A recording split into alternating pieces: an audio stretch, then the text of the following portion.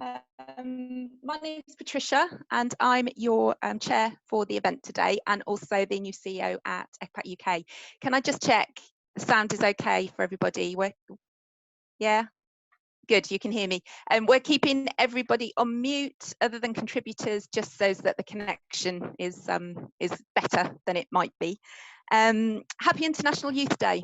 It's all about listening to and engaging with young people this year, so it feels really relevant for our session today. And I'm delighted to be chairing this event to launch the joint review with the Office of the Independent Anti-Slavery Commissioner and ECPAT UK. Today we're looking at and launching a review of what works in multi-agency decision making and the implications of child trafficking. And the review is a scoping review rapid evidence assessment, looking at 4 existing multi-agency decision-making models. Just checking in with everybody that that's what you're expecting. Great. Thank you so much for taking the time in August. I know it's hot. I know, it's such a turbulent time, but we've been so overwhelmed by the interest in today's event. So many different parts of the system represented, a range of local authority services, devolved administrations, government departments, health services, police and other law enforcement agencies, charities, lawyers, academics. We've also got some journalists in attendance. And I guess for me, it's really reflective of the range and number of us that children and young people encounter, are supported by, and often have to recount their experiences too. Also reflective of the commitment that we all share to do better by them. One of the more positive things, I guess, about this really strange period of time we're living in is the ability to open up events like this to more people, and which is really great. So more of us can attend. There are some downsides, of course, and that's all about how we manage things. So before we start, a few Zoom housekeeping points from me, I'm afraid. As I said, everyone other than contributors should be muted throughout. You should have all been notified in advance, so just checking that this is effectively a public meeting. We are recording and we will be sharing the recording with yourselves and with others. You should have all received a copy of the review overnight. We don't expect that you will have read it all, and obviously that's the purpose of today's event. We've got a lot to get through and we really wanted to keep this event short and sharp. So we really invite questions on the chat during the event, and we'll get through as many as we can in terms of themes that are coming up in your questions. We'll do that in the Q&A. We've got about 20 minutes at the end, but please do continue the conversation with us, get in touch with us. You've got our contact information on the email you will have received. Obviously, always happy to discuss this important area. And do get involved in tweeting if you can. We're using the hashtag #WhatWorksReview. I'm going to now introduce our contributors. We're going to hear first from the authors of the review. So we've got April McCoy, who's the, can you give us a wave, April? Thanks. Welcome. April is the Victims and Partnership Lead at the Office of the Independent Anti-Slavery Commissioner, and I know that many of you know her. She works with many of you to improve the response to child trafficking. And April's currently on secondment from Thames Valley Police. Laura Duran, hi Laura. She's the Senior Policy and Research Officer at ECPAT UK and represents ECPAT UK in various government and civil society working groups and forums, and contributes expertise across the sector. We're then going to hear from David Lamb, who is in the Modern Slavery Unit at the Home Office. Hi Dave. Dave's going to update us on current thinking in the department about devolved National Referral Mechanism decision making for children. And then we'll move on to our panellists for their response to the review. Welcome to Dame Sarah. Hi. Dame Sarah Thornton is the Independent Anti-Slavery Commissioner, as you all know, and has been in post since the beginning of May 2019. It's a 3-year appointment, and Dame Sarah was the first chair of the National Police Chiefs Council, and that was following long service with both the Met Police and Thames Valley Police. And Jacinta Kane, hi from Harrow Council. Jacinta's a registered social worker and head of service for corporate parenting in Harrow. And she was previously the child trafficking lead and established the multi-agency response there to child trafficking. And Luke Hughes, who I think, yeah, you can't see Luke. He's kind of trying to manage some connection issues, I'm afraid. But Luke works in the National Referral Mechanism resilience team in the Modern Slavery Unit at the Home Office. And we're really grateful to all of our contributors this morning. And without further ado, I'm going to hand over to Laura and to April. Brilliant. So thank you very much, Patricia, and good morning to you all. Thank you so much for joining us today. So as Patricia highlighted, my name is April McCoy and I am the Victims and Partnerships Lead at the Independent Anti-Slavery Commissioner's Office. This morning, my colleague Laura and I will be providing you with an outline of our review, including the rationale for this work, our key areas of focus, and also a summary of our conclusions and recommendations. So I wanted to start by just giving you a bit of context. Essentially, what did we do and why? So as I'm sure many of you on the call will be aware, referrals into the National Referral Mechanism for children are increasing. In 2019, there were over 4,500 NRM referrals for children, accounting for 43% of all referrals.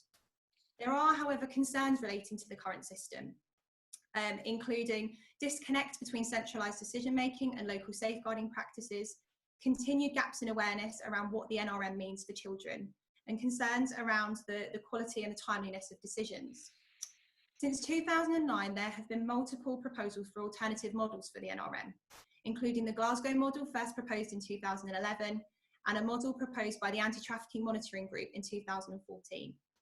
More recently, an ECPAT report, Time to Transform, suggested that the NRM should be revised, and the Independent Anti-Slavery Commissioner has made calls for NRM decision-making for children to be made locally.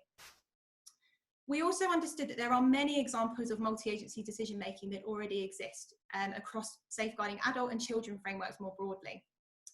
Our view was that this therefore presented an opportunity for us to gather learning and also to understand what works, so that this could be used to inform thinking on possible pilots to test approaches to devolve decision-making for children. Therefore, earlier this year, ECPAT UK and the Office of the Independent Anti-Slavery Commissioner launched a call for evidence, and we also carried out some desk-based research in order to identify models of interest. We selected 4 models, and then we carried out a rapid evidence assessment for each of them, along with a small number of stakeholder discussions. And we felt that these discussions were really important in order to understand how the models were working in practice. So as you will see from the slides, we considered 4 models in detail and carried out a deeper dive. These were in relation to channel panels in the context of prevent and counter terrorism. The second model that we considered was an example of a missing and exploitation hub introduced at a local level. We looked at the multi-agency safeguarding hub, or the MASH, and we also looked at multi-agency risk assessment conferences, or MARACs, in the context of domestic abuse. So as you'll see from the report, we've also made reference to existing examples for multi-agency decision-making where they do exist already in the context of modern slavery and human trafficking. So our review explored 7 key themes in order to draw out learning and good practice. The first of these was around the function of the model.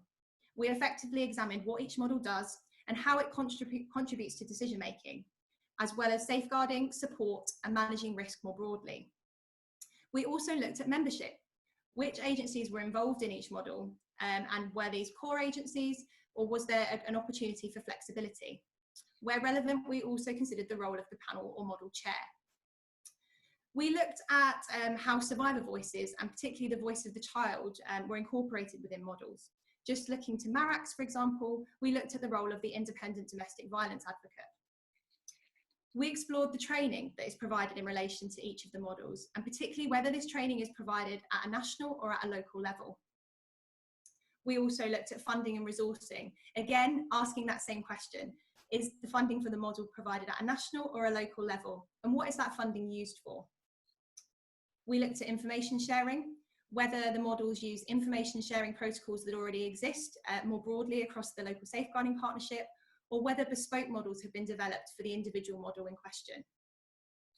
Finally, we looked at governance arrangements for the existing models, and with some consideration given to the reporting and monitoring mechanisms that they used. So I'll now hand over to Laura to give you a bit of an overview of our conclusions and our recommendations. Thank you so much for that, April. Can everybody hear me okay? Welcome, everybody. So I wanted to go over some of the recommendations that we developed based on the learning from the 4 models. As I'm sure many of you wouldn't have had time to read through the report yet. When we were looking at function, one of the main things that was developed from the learning was obviously that with regards to implementing any sort of pilot, these panels must be made so that the best interest of the child is attained as a primary consideration. We also understood how, within the context of the 4 models examined, they were both decision-making models, but they were also linked inextricably to safeguarding structures. And we thought that this was a very important element to be embedded in any kind of devolved NRM decision-making model, obviously appreciating the complexities between ECPAT identification and the safeguarding duties for local safeguarding partners. But these should be inextricably linked to ensure that the best outcomes for children are attained. We also recommended that there be suitable information sharing protocols in place in order to enable the best interest of the child to be achieved. Now, for central government, we thought that it was essential that they consider how they will be setting out and incorporating the best interest determination of children into their responses when these fall outside of the duties of local safeguarding partners, as well as how they aim to implement a durable solution for trafficked children as set out in Article 16 of the Anti-Trafficking Directive. When we looked over membership, one of the key things that stood out for us was the ability within the models examined for there to be some kind of flexibility to incorporate other relevant agencies. For this reason, we thought it was important to recommend that any sort of panels that are set up for devolved decision-making consider a core membership of the local safeguarding partners, local authority, police, and health, but they also have the ability to flexibly incorporate other relevant agencies or civil society if suitable in the particular child's case.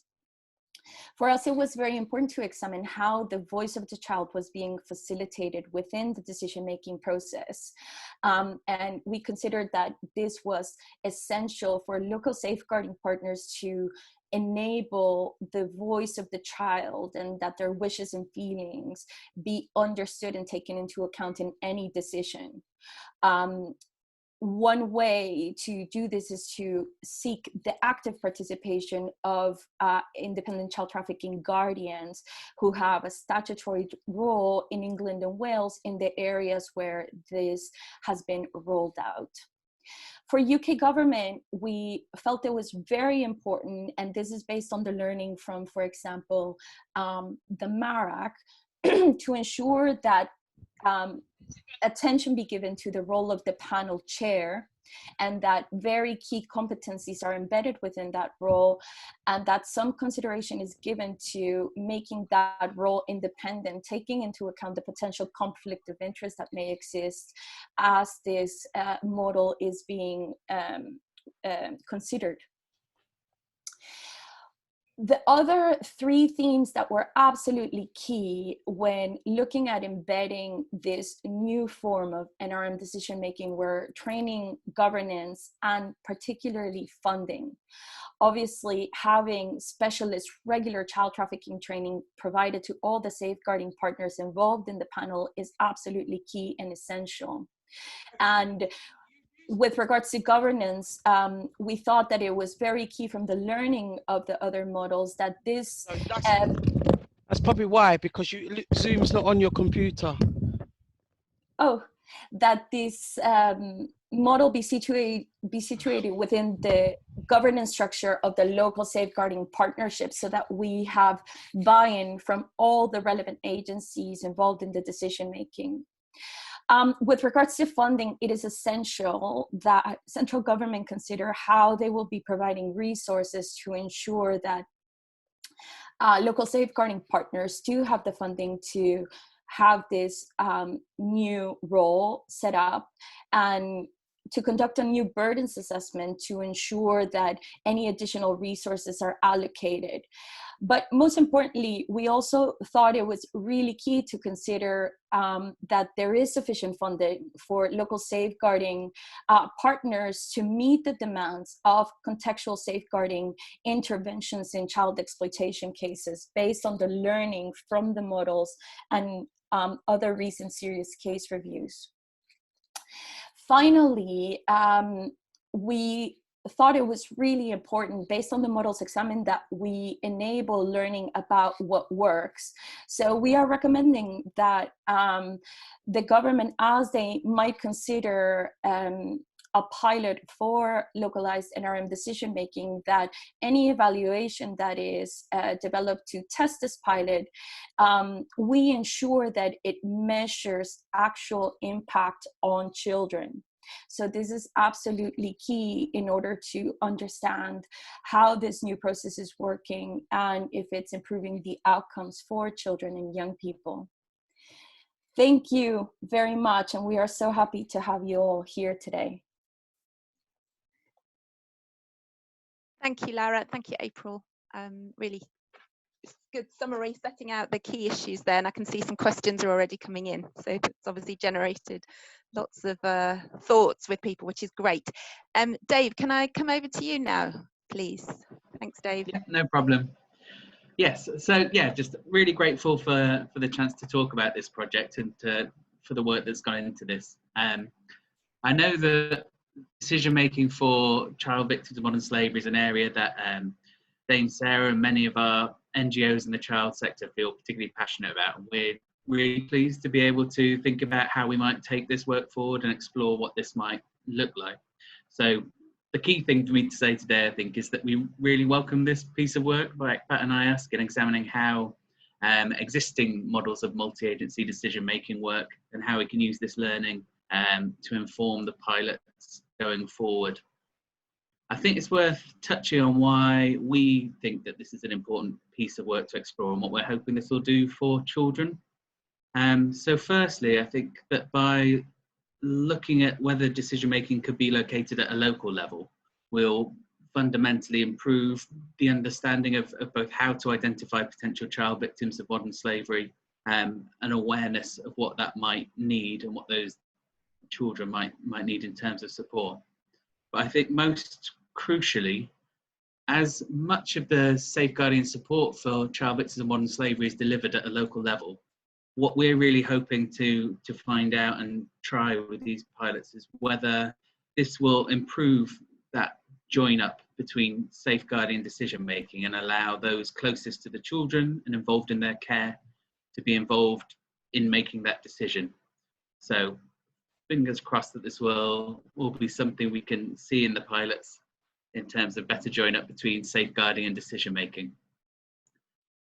In terms of where we are now, we've been spending the last few months doing some early thinking about what would be necessary to deliver these pilots and the support that might be needed to be delivered to local authorities to test this. And we've been having a number of meetings with stakeholders, NGOs and local authorities to look at key questions around decision making, training, evaluation and the interaction with wider policy, many of the areas that Laura covered in her report. And I think we're very grateful to everyone who's been part of those discussions. It's been really constructive and focused. And I think where we are now is that we need to spend some time working through the feedback that we've had in those meetings. There are still a large number of difficult questions that I think we need to make sure we have a robust answer to before we begin any pilot program around information sharing is one, kind of training for panel chairs and other members of the panels, and how we kind of get that wider buy-in from all agencies. I think one thing that we think is crucial is that this should be a multi-agency decision-making process, and that kind of everyone involved in the care and support of that child should be involved in making that decision. And so I think what we're hoping to do in terms of the pilots is to test them in a really diverse range of areas. I think we're really keen that any pilot project is reflective of kind of the UK as a whole and of the different challenges different areas may face, either as being kind of urban or rural, or a single or two-tier local authorities. So we are thinking the best way to do this is we will have a bidding process for pilot sites, which we'll hope to launch later this year, which will hopefully give us the opportunity to capture a wide range of different areas, and understand what further support might be needed if we were to kind of proceed to a national rollout. I think before we looked at doing anything nationally, kind of as has been flagged in the report, we'd be really keen to do a robust evaluation of the pilot projects, and kind of if this was something that we decided to proceed with more broadly, there would be a kind of assessment of any burden that's placed on local authorities, and we're very keen to work with the Local Government Association, MHCLG, and the local authorities themselves, and working out what that would be. So yeah, in conclusion, we really welcome the report. I think there's still a number of challenges in the immediate future that we need to work through, but we really feel like this is a really positive step forward. Thank you. Thanks, Dave. Dame Sarah, I'll move on to you for your response. Thank you. Thank you very much, and good morning, everybody. First off, I must say, well done to April and Lara. I'm really pleased that we collaborated on this report, and it was a genuine collaboration from the beginning. And we come at these issues sometimes from a slightly different perspective, and I think it's really a good process to work with people who don't completely agree with you, and I think you end up really thinking about, well, why do we think that? What is the evidence? And end up with a real quality product. So thank you and well done. I'd said in my strategic plan last year that I wanted to look at support for children, and I wanted to work in collaboration. So thank you, both of you, for doing it so well. It's really appreciated. I think, as been pointed out, we're reaching an inflection point about this issue about decision making for children. There was the Anti-Trafficking Monitoring Group report, there was the ECPAT reports and the position, my conversations with officials, but also my observations about how the NRM works for children. And I think it's Paul Rigby, one of the academics up in Scotland, talks about the problem is the NRM treats children as mini adults.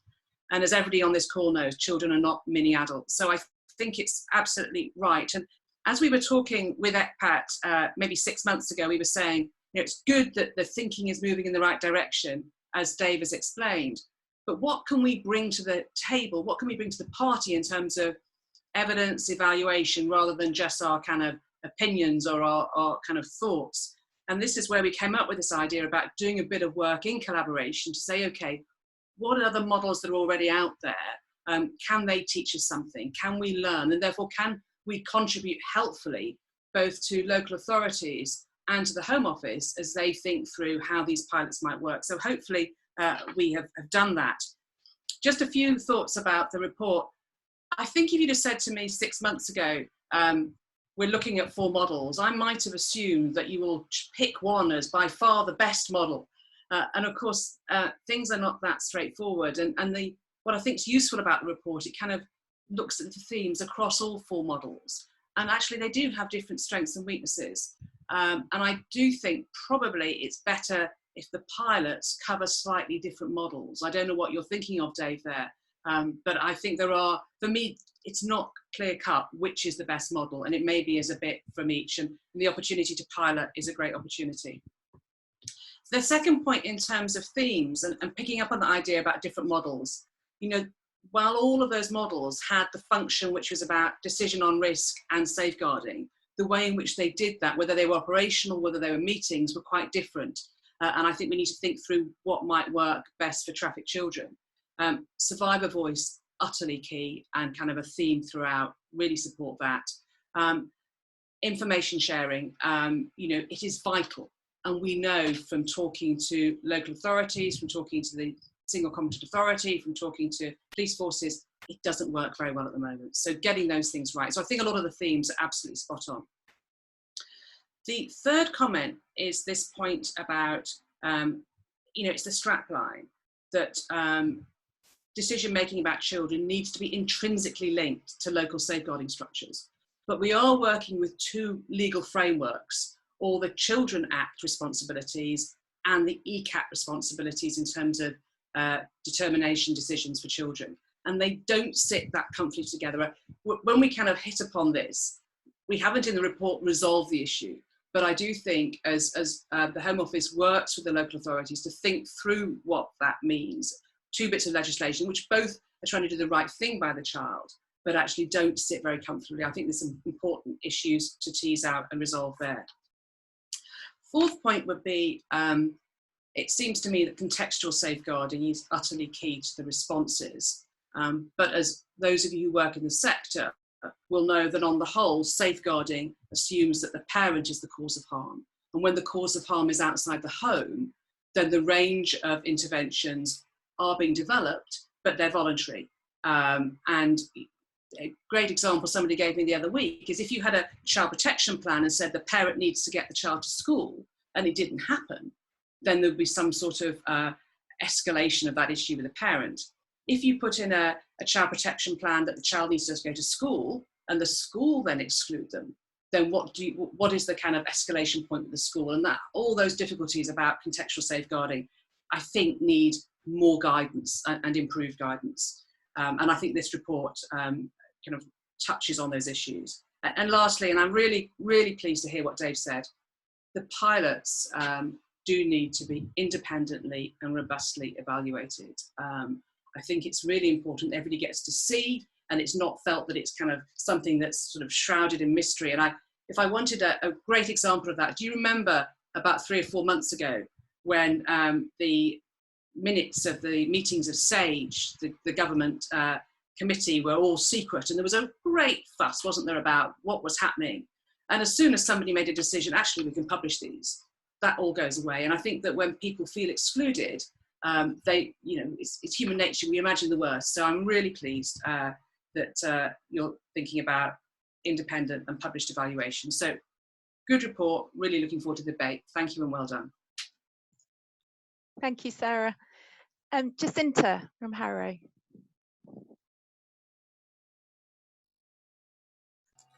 I did the old trick of not unmuting myself before I started speaking.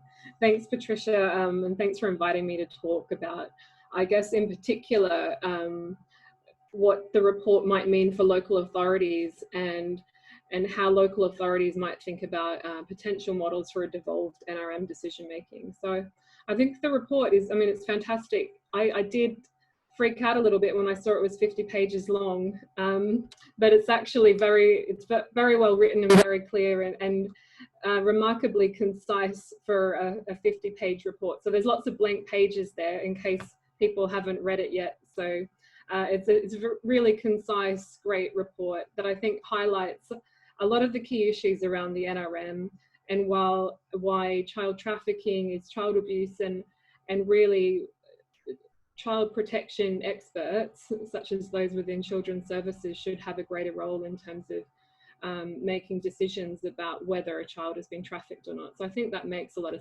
sense to me. I thought there were some really important key points and recommendations within the report. And I'm just going to go through them just sort of point by point in terms of the key recommendations and how you've set that out in the report and how that might relate to local authorities.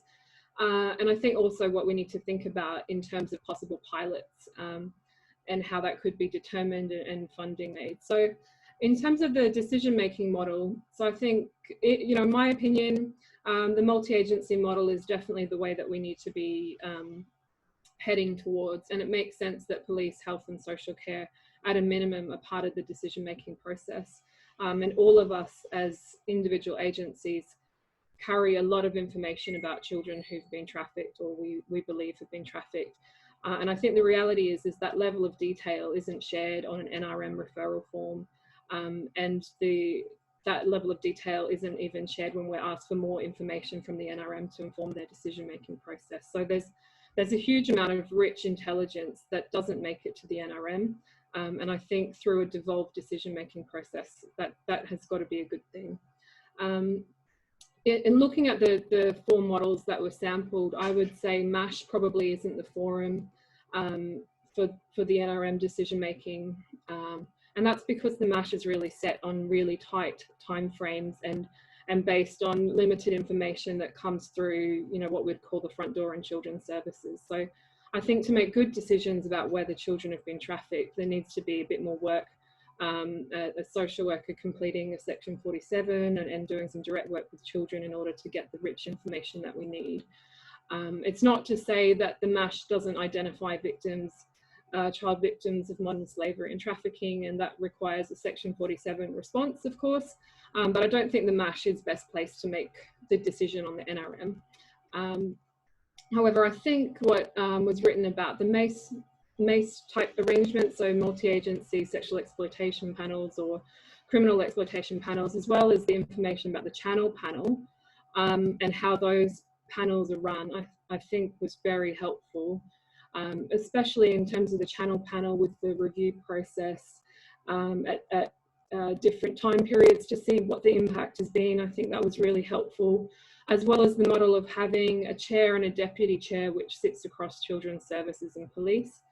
I think there's an important consideration that we need in relation to whether the chair should be independent of both agencies, and what the training and the competencies should.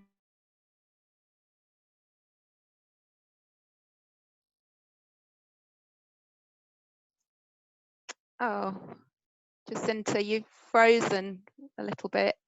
I'm just going to wait a few more seconds, see if you come back. Be frozen. I don't know. Sorry. Okay, Yeah. no problem. So I'll keep on going, and I might need to put myself without footage to go forward, but I'll try and power ahead if that's okay.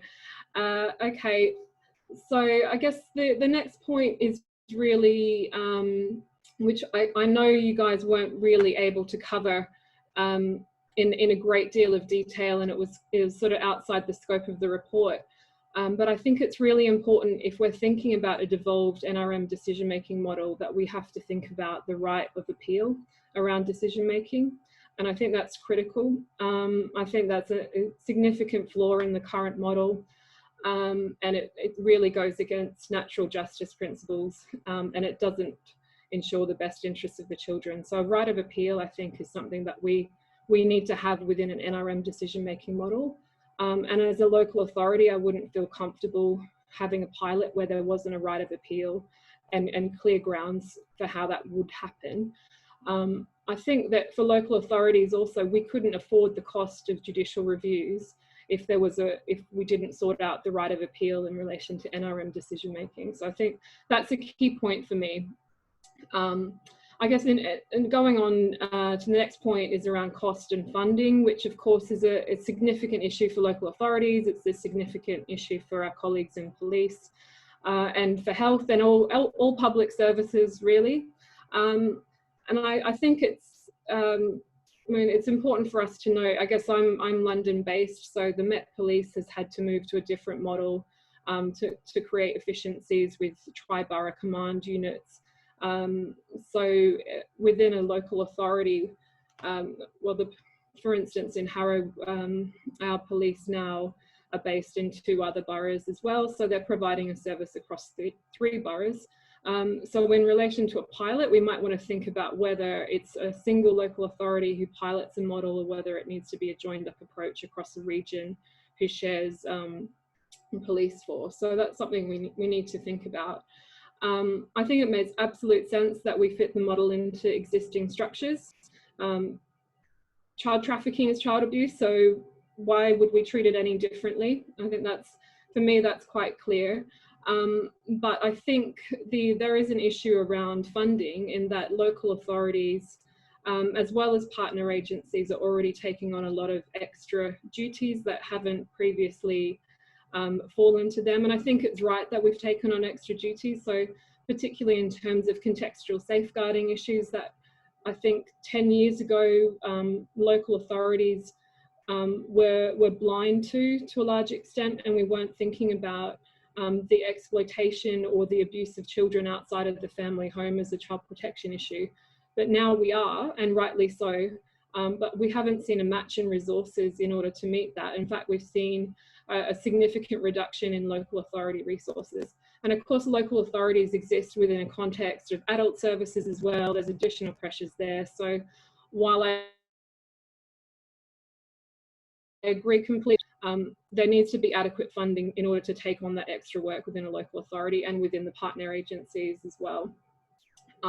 Some of the initial thoughts I've had about that are really about whether there needs to be a role of a data analyst, an independent chair potentially. Training and coordination of the pilot, the evaluation is critical to this. How setting up a pilot takes a lot of resourcing that I think anyone who's set up a pilot in the past has completely, I personally have underestimated what the setup of a pilot is. So I think that's always something that we have a lot of good intention, but often wildly underestimate what is actually involved in doing that. Like, I think the other thing that's really critical is how we have resourcing to partner agencies like the police and therapeutic services. So the NRM, we can make a decision about whether a child or a young person has been trafficked, but I guess the question is then what? So what is the support that's provided to children and young people and the specialist support? And I think what's also the funding for police so that they can actually go after offenders and those who are seeking to exploit children. So I think these are really critical issues. So we could make good decisions in a devolved model, but then what? So we're in the same position where children are not receiving the support that they need, and police don't have the resources to actually go after the people who are exploiting and trafficking children. So I think that's really important. Sorry, I'll just quickly race through a couple of other points, if that's okay, Laura. Otherwise, I can, I'll try and go through everything in the rest of the minute that I have remaining. So I think the inclusion of survivor voices, again, I think that's critical. I think it's really important to how the Home Office considers the development of the pilot areas. So whether survivors or survivor agencies, I think they should have a role in selecting the partners for the pilot. I think that's really important, but also how we consider the voices of survivors in the decision-making process itself. I mean, we've spoken about this at length, that we still don't have independent guardianship for trafficked children 5 years after the Modern Slavery Act. So how are we going to have independent voices of children on the panel? Is that a role for charities or an independent advocacy service to be funded in relation to that? I guess obviously the training is a significant issue for us, and I think a lot of questions have come up and challenges in the chat in relation to that. Whether local authorities are adequately safeguarding children at the moment even is a question that's being posed. I mean, I hope we are, and obviously we're inspected by Ofsted to help as an additional mechanism to try and strengthen our safeguarding. But I think it's obvious that there's a churn in children's social care. There's cuts to police forces. Police officers who we work really well in partnership with are often moved to other areas or other specialties, or leave police forces. So there's a lot of churn in staff. There's issues about institutional knowledge being lost. So having key competencies and national resources around what this NRM decision making would look like, operational guidance, templates, and a tiered training system, I think are really important. So I guess in terms of the final points from me, I think I would really encourage the Home Office to make sure there's time for local authorities within a possible bid process, so that we've got time to consider and develop our bid. So we're not being asked to write a bid within 2 weeks or 4 weeks. Local authorities really need time to think this through properly and talk it through with partners. And I guess we don't want it to be a race for possible sources of funding. We want this pilot to be meaningful and to have the best chance of success. Local authorities are facing a funding crisis. It needs to be properly planned, resourced, and evaluated. I think the evaluation part is really key.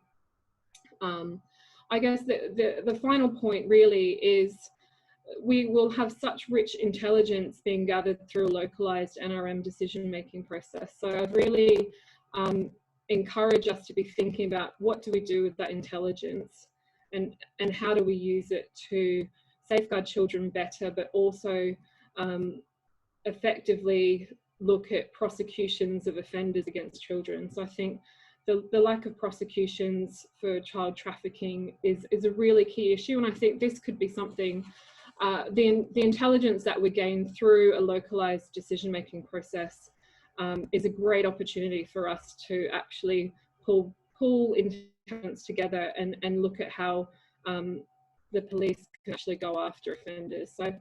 So that's all from me. Sorry if I've gone on a little bit long, but happy to answer questions as well at the end. Okay. Thanks, Patricia. Thanks, Jacinta. And to be fair, you have been picking up lots of the questions that have been generated by the conversation. So all good, I think. Luke, can we come to you, please, from Modern Slavery Unit? Thanks, Patricia. And I'm sorry my camera's not working. I hope the connection holds out for the next 5 minutes. And really grateful for being invited to speak on the panel today, along with Dave. And just to echo what Dave and others have said, we hugely welcome the development of the review and its publication. So big thanks and credit to Laura and April for the work that's gone into it. And it couldn't be more timely given the work that we're beginning under the NRM transformation programme, which I'm helping to lead in the Home Office. Some of you will already be aware of this, but in recent weeks we've been talking to stakeholders about this programme of work that's increasingly going to be the focus of our teams in the Home Office over the coming months. A decade on from the creation of the NRM, we want to build upon recent reforms through the establishment of an NRM transformation programme. And at the heart of that programme is making sure that victims have their cases settled, promptly receive support that's tailored to their needs, and that they're empowered to move on with their lives.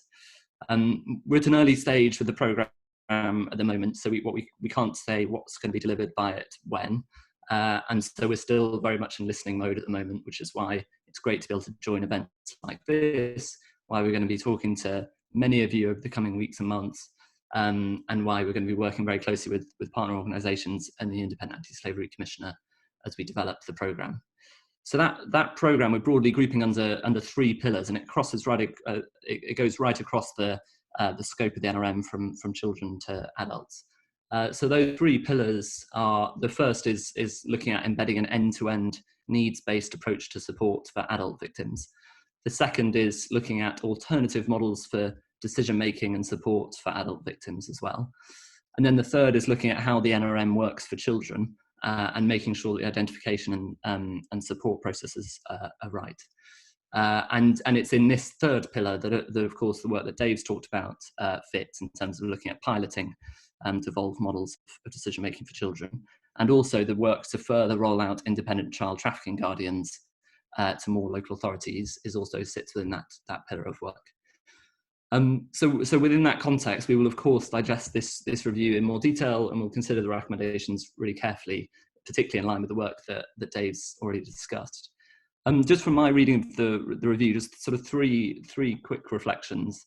I think the first thing is that one of the things that we're really interested in devolving decision making for children or more widely is looking at how we ensure consistency across areas. Because of course an advantage of a national centralised system is that we can at least ensure some form of consistency in decision making. And that is one of the reasons why we brought together the single competent authority within the Home Office last year to bring together decision making functions from different parts of the landscape at that point. But I think the great thing about this review is that it gives us some really practical examples of how we can help ensure that we get consistency. So through effective training, through clear and robust guidance, through funding and importance of the correct funding and funding structures for local agencies. And then also in terms of some of the sort of less tangible things like the importance of strong and effective chairs, the structure of multi-agency decision-making and the attendees and things like that. So it's really good to have in this review as something that we can look to as we try to ensure consistency across any pilots or further national rollout. And this is of particular interest to ministers as well, who want to make sure that we've got that we've got that consistency. So, and I think at its best, a localized model should allow for innovation and best practice that can then be shared more widely and see a broader leveling up. I think one thing we're also going to have to consider is about how we handle cases that stretch across local areas. And I know this is a live thing that we're considering at the moment in terms of, particularly in county lines cases, how do we make sure we get the right decision-making processes in place for the right individuals. Just the second reflection, just briefly, is that I think one of the interesting things I think about this review is that it's really re-emphasising that a thing that we feel quite keenly at the moment, that the NRM should be primarily about appropriate support and protection for individuals, rather than identification for identification's sake. And that's not to say that identification isn't important, because it is, both because we have an international legal obligation to identify victims, but also because it can be important to survivors and victims themselves. But that actually that identification should be a route to making sure that the right people get the right support at the right time. And then third reflection is just on the potential read across of the work of this review to adult decision-making and support. And the work that Dave's talked about is more advanced, but we do also think that at the moment it feels like the right time to be looking again at whether the current centralised model of decision-making and support is right for adult victims across the diverse range of cohorts that form the adults who come through the National Referral Mechanism. So I think there's really helpful read across from this review to that thinking as well as of course the previous work that's been done in this space. So the previous NRM pilots, the 2014 reports from the Anti-Trafficking Monitoring Group, and current examples as well, such as the Slavery Exploitation Risk Assessment Conference model that Nottingham are trying between the City Council and the police. So we're looking at all of those at the moment. And so finally, just to wrap up, just to say once again, we really welcome the work that's been done in this review. And I think Dame Sarah touched on it, but this is exactly, I think, the sort of added value that partners can bring in this, bringing together that evidence base and making clear and practical recommendations for policy development, which is exactly what this review does. And so a big thanks again. And I think the more of this we can have, the better. Thank you. Thanks, Luke, and thanks everyone. Gosh, such a lot, and I think so many brilliant questions. What I'm going to do is commit to getting back to everyone who has asked a question, because I think that's only fair and right, and it will help us then continue conversations. I'm just going to do a little bit of a summary, I think, and all of our panelists have kind of touched on many of the issues you've all raised, but I just want to make clear up top that well, from what I'm seeing from the questions and from what I know of the people gathered here, we all agree that child trafficking is child abuse, and that's why our focus has to be first and foremost, as Luke just said, on protection and care and long-term stability and futures for those children and young people. And I guess what's coming across really in the questions is just how complex we've made everything and how little we start with the shoes, the eyes of the child as our starting point. And I guess what this review is trying to do is bring us back to that, but obviously many of us have been trying to do that for a long time within the systems. So we've had questions here about interaction with criminal justice system, for example, interaction with immigration system, and we know that there is an overfocus on immigration in the National Referral Mechanism, and we've had someone has raised the query about British children within the system, and we know because of that overemphasis on immigration, their needs are often not supported in as well as they might be. But we also know that the kids who are subject to immigration law are as Luke pointed out, just kind of seemingly in the system for different purposes than care and protection. So we've all got to get our focus back there. I think I'm going to come to you, Dave. I'm really sorry, but because we've been talking about the pilots, there's been quite a lot of sort of questions about that, as you probably would have expected, about where and how, and Jacinta made some very granular points about bidding processes. Obviously, everybody is concerned about pressures on local authorities, but I'd also, let's not forget, it's a safeguarding partnership. We're talking about local authorities, we're talking about health, and we're talking about police. And we know there's inequity in all of that in the system as well. But this review, as you read it, you'll see it makes very clear that funding is an absolutely key issue, both nationally and for local services. Obviously, we're not suggesting the nut has been cracked, but Dave, can I come to you on the pilots initially? Yeah, so I guess the key thing to preface it with is these are very much conversations we're still having with local authorities and other people in the sector about exactly how they should work. So I think we're very much still working through the detail of how and exactly what the pilot should look like. I think one of the key things for us, and sorry, I've forgotten who mentioned it, but is that we do look at different approaches, and I think we want to allow enough flexibility in the pilot program for local authorities to have some scope of how they and where they're best placed to locate these duties. I think, as you've said, it's absolutely crucial that it is a partnership approach, and it's not very much something we want just local authorities involved in. I think that's absolutely key. In terms of funding and the number of pilots, again, this is very much detail that we're working out. I can very much hear your point, Jacinta, on not doing a rushed bidding process. I think we're really keen to allow enough time for local authorities to properly consider how they want to approach this. And in recent discussions with the LGA, we've been really keen not to rush into this either now, given the additional pressures on local authorities from COVID. So we're really alert to doing this right and making sure that there is space for proper consideration. I think that's probably why, in terms of a slightly frustrating answer, I can't give a lot of details to exactly what the pilots will look like. But yeah, very open to thoughts and opinions on them. Thanks, Dave. Great.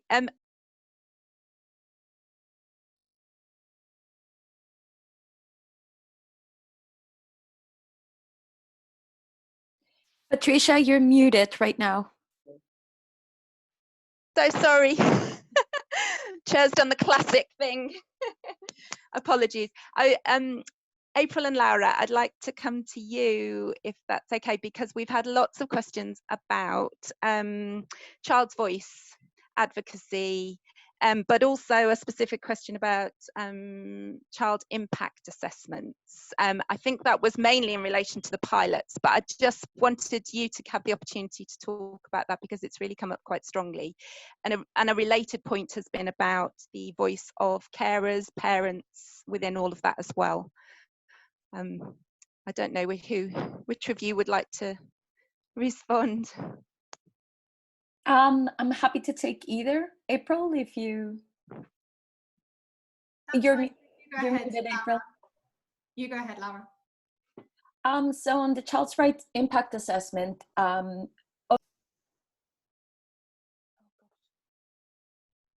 not sure. Sorry, it was me again. Obviously, this is absolutely essential for the government to carry out as they're considering any policy changes to set out how this will impact children. This was outside of the scope of the report because we were looking at what works in the context of existing models. Obviously, neither ECPAT nor the Office of the Independent Anti-Slavery Commissioner are the policy holders or the government department carrying this out. They would be the ones who would have to lead on a child's rights impact assessment in order to ensure that they can appreciate the impact this will have on children's rights as they're changing policy or trialing a new approach.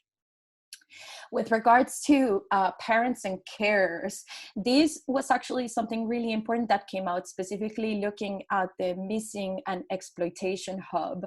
In this model, they have set out a specific role of a parent liaison officer.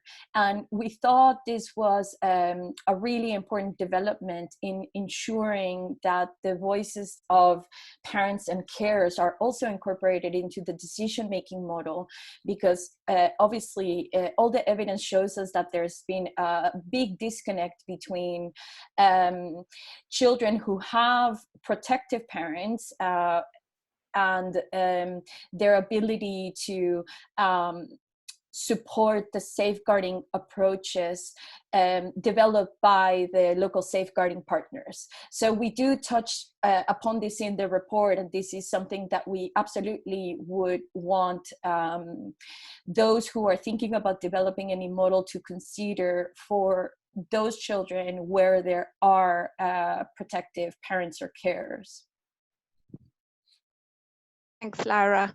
That's great. And we have had quite a lot of questions about links with criminal exploitation, county lines, and also the new serious violence bill. I don't know if, Sarah, you wanted to come back on any of that aspect and the links there, or whether Luke might have something to say about the legislation. But can we come to you first, Sarah? Yeah, I'm hoping that Luke knows something about that particular aspect of this crime bill, because I don't know the answer to that question. But I think as we've been looking at these cases and knowing what the workload is that goes through the single competent authority at the moment for decision making, many of these cases that we're talking about are county lines cases. So I think the point that Vernon made on the chat about cross-border issues is a big challenge. But I also think that that whole point about contextual safeguarding and the interventions that are outside the family is really, really important as well. So very much a crossover with county lines. And I don't think anybody, as Patricia said, is saying that child trafficking, of course, is child abuse. And all the issues about Section 17 reviews, Section 47 reviews, all that comes into play.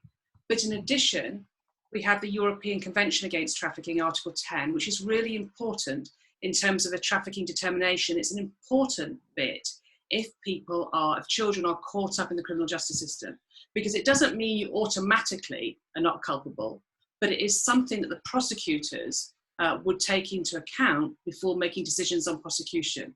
And so there is an important protection there in that bit of international law. So as the Home Office reminded us, we have international legal obligations, but there are also international legal obligations which do support and protect children, and it's working a way through that so that we can actually ensure that the two don't kind of cut across each other.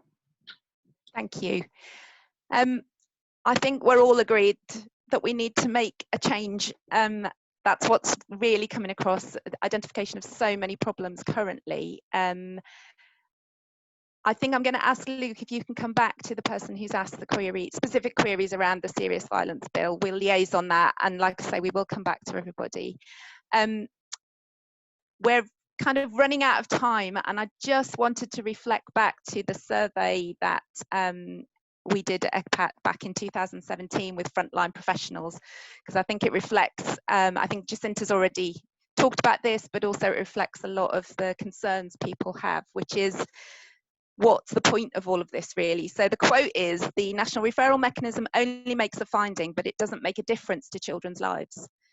The so what and now what is missing and needs to be developed. There's no support for children from the finding. Children are not offered settlement as a result or specific resourced protection. And I guess I just wanted us to end on kind of really thinking about the point of all of this is not to make it any easier for any of us, or you know, a focus on systems necessarily, unless it's making a difference to children's lives and outcomes for children.